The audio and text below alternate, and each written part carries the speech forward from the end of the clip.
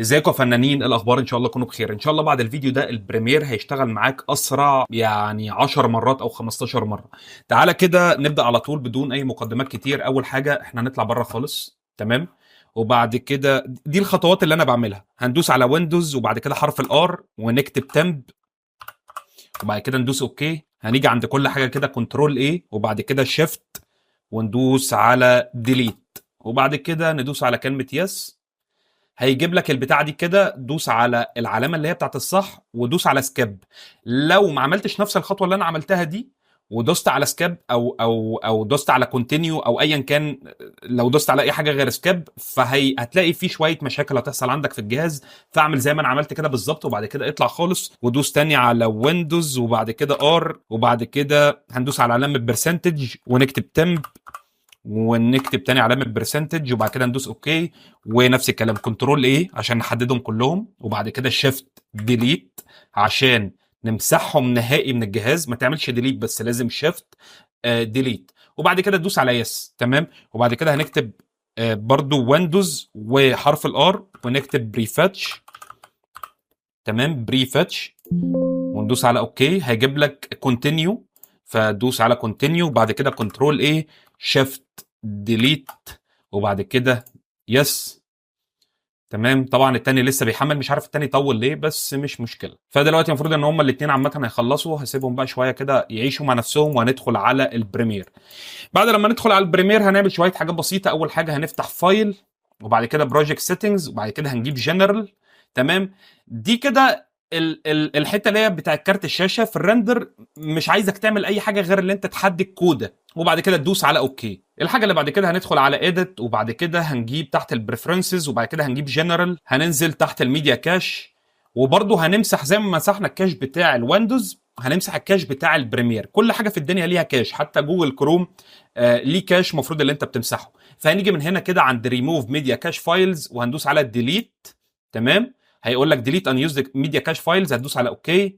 هيعمل هنا كلين ميديا كاش داتابيز، فهنا هيمسح كل الكاشات اللي عندي. طبعا انا كان عندي شويه كاشات بقى لي فتره ما مسحتهاش. مسح كده كل الكاشات اللي عندنا، وتاكد ان الجزئيه دي انت عاملها مثلا من 7 ل 15 يوم، عشان كل 7 ايام او كل 15 يوم يمسح لك الكاشات اللي موجوده عندك في البريمير اوتوماتيك، تمام؟ انا عاملها 15 يوم، بحب اعملها 15 يوم. بعد كده هدوس على اوكي. وحاجه مهمه بقى عندنا تاني، ان احنا دايما نكون مفعلين علامه الاف اكس دي لو عندنا مثلا افكس تقيله موجوده عندنا على التايم لاين. يعني انا مثلا في التايم لاين ده في افكس تقيله، فبالتالي لما اجي اشغل الفيديو بتاعي بالشكل ده اعمل مثلا ايه ميوت لكل حاجه، كنترول وهسحب، تمام؟ وهشغل.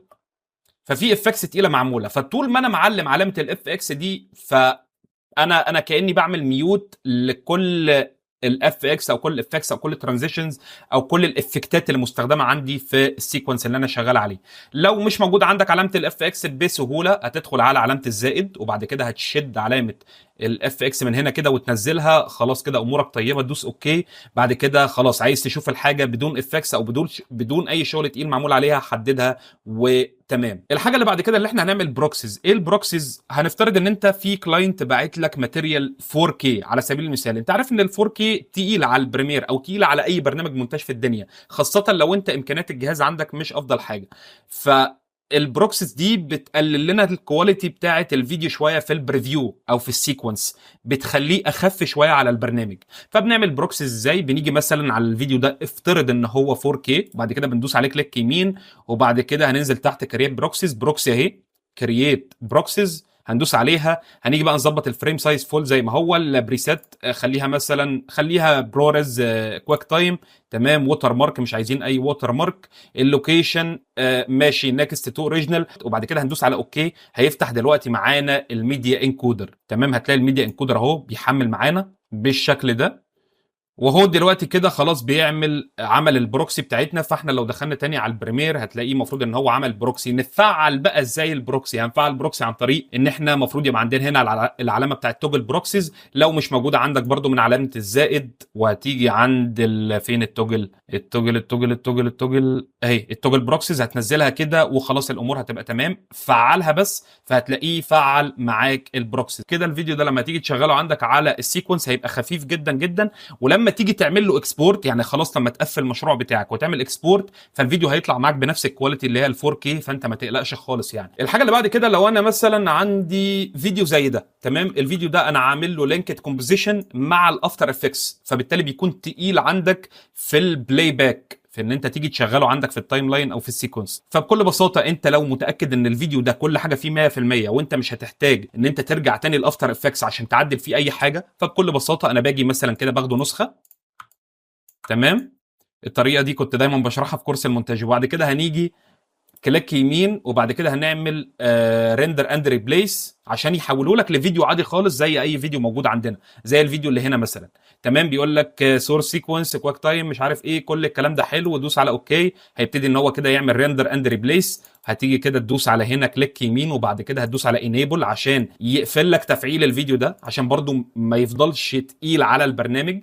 كده انت خلاص بقى عندك الفيديو اللي احنا عملناه على الافتر افكتس زيه زي اي فيديو عادي زي كده عندنا. بص لو جيت شغلت هتلاقي الفيديو خفيف جدا زيه زي اي فيديو عادي. بس انا هرجع تاني على الخطوات عشان انا محتاج المشروع الاصلي بتاعي يبقى زي ما هو. طبعا انت شايف ان هنا في المشروع في حاجات كتيره جدا عندي ممكن تكون مكرره مش مستخدمه، انا عملت لها امبورت كذا مره في البرنامج. فانا ازاي بشيل كل الكلام ده بعد لما بخلص المشروع او بقفل المشروع؟ باجي هنا كده عند اديت، وبعد كده بنزل تحت خالص بلاقي ريموف ان يوزد، احذف لي الحاجه اللي مش مستخدمه او الفايلز اللي مش مستخدمه. فلما بدوس عليها خلاص هتلاقي ان كل حاجه ما تمش استخدامها في المشروع النهائي اللي انا خلصته ده تم حذفها، تمام. بعد كده بدوس اديت تاني وبعمل اللي هي بقى تحتها بالظبط اللي هي كونسوليديت دوبليكيتس، تمام. دي اي حاجه مكرره، الكلمه صعبه شويه، اي حاجه مكرره بتتحذف. يعني مثلا الفيديو ده لو في واحد تاني زيه وانا ما استخدمتش التاني اللي زيه، فبيحذف اللي انا ما استخدمتوش. فباجي كده من عندي اديت هدوس عليها،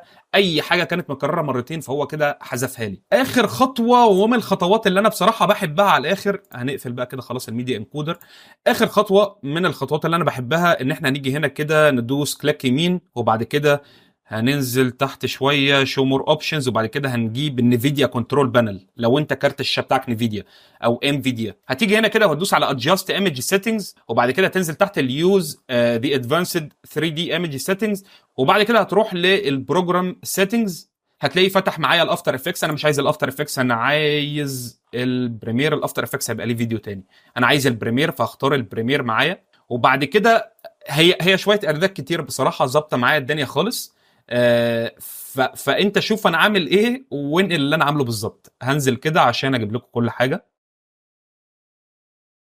تمام. طبعا هنا كارت الشاشه، اختار كارت الشاشه بتاعك.